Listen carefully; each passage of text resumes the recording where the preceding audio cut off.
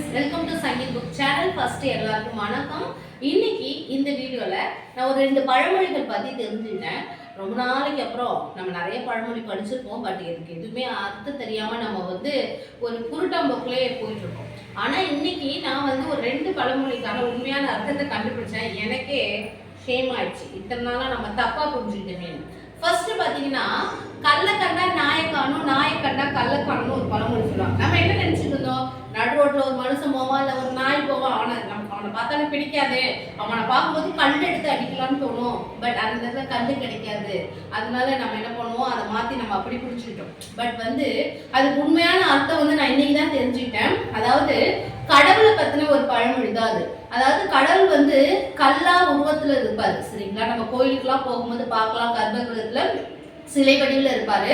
அதுக்கான உண்மையான அர்த்தம், கல்லை கண்டால் நாயகனை காணும் அப்படின்னு அர்த்தம். கல்லை கண்டால் நாயகனை காணும், நாயகனை கண்டால் கல்லை காணும் அப்படின்னு. அதாவது நம்ம கடவுளை கல்லா பார்த்தா அது கல்லா தெரியும், கடவுளை தான் நாயகன்னு சொல்லியிருப்பாங்க. கடவுளை கல்லா பார்க்கறவங்களுக்கு கல்லா தான் தெரிவார். ஆனா அதே கடவுளை முருகனாவோ, விஷ்ணுவாவோ, அல்லாவாவோ, இயேசுவாவோ, நம்ம எந்த மதத்துல இருந்தாலும் அந்த கடவுளை நம்ம கடவுளா பார்த்தா அது ஒரு கற்சிலையாவே நமக்கு தெரியாதுன்னு சொல்லுவாங்க. சோ அதுக்கான ஒரு பழமொழியா தான் கல்லை கண்டால் நாயகனை காணும், நாயகனை கண்டால் கல்லை காணும்னு சொல்லியிருக்காங்களாம். சோ கடவுளை நம்ம மனசார எப்பயுமே பாத்தீங்கன்னா, மனசார இவர் கடவுள், நம்மளோட ஃப்ரெண்டு அப்படின்னு நம்ம பார்க்கும்போது அந்த கற்சிலையானது சுத்தமா நமக்கு தெரியாது. ஒரு உருவமா, ஒரு மனுஷனா தான் நமக்கு தெரியும். பட் நம்ம அதை நம்ம ஆமா என்ன பெரிய கடவுள் நமக்கு என்ன பெருசா செஞ்சுட்டான் அப்படிங்கிற மாதிரி நம்ம விட்டுட்டோம் அப்படின்னா அது கல்லா தான் தெரியும்னு சொல்லியிருக்காங்க.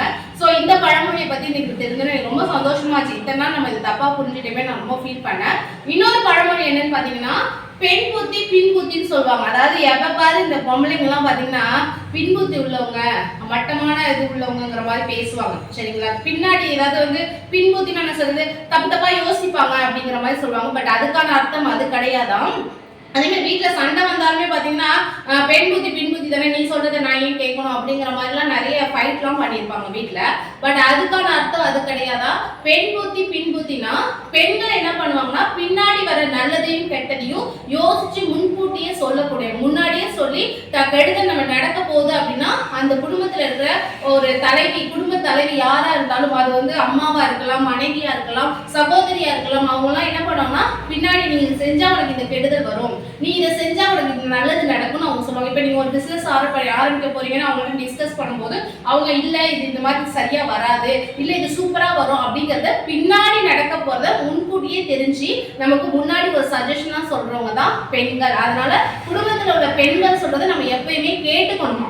இது எனக்கு இப்பதான் தெரியும், என்னடா எப்ப பாரு பெண் புத்தி பின் புத்தின்னு சொல்றாங்க, நான் கொஞ்ச நாள் ஃபீல் பண்ணிட்டு இருந்தேன். பட் இந்த பழமொழிக்கான அர்த்தம் எனக்கு தெரிஞ்சு ரொம்ப சந்தோஷமாயிடுச்சு. ஓ, நமக்குள்ள இப்படி ஒரு பவர் இருக்குதா, பெண்களுக்குள்ள இப்படி ஒரு ஆச்சரியமா யோசிக்கிற அளவுக்கு ஒரு விஷயம் இருக்குதா அப்படின்னு அந்த அளவுக்கு அவங்க அட்வான்ஸ்டா திங்க் பண்ணுவாங்கிற மாதிரி அவங்க சொல்றதுனால ரொம்ப சந்தோஷமா இருந்துச்சு. சோ இனிமே யாருமே ஃபைட் பண்ணீங்கன்னா பெண்களோட புத்தி பின் புத்தின்னு சொல்லாதீங்க. சோ அவங்க அட்வான்ஸா யோசிச்சு உங்களுக்கு ஹெல்ப் பண்ணுவாங்க.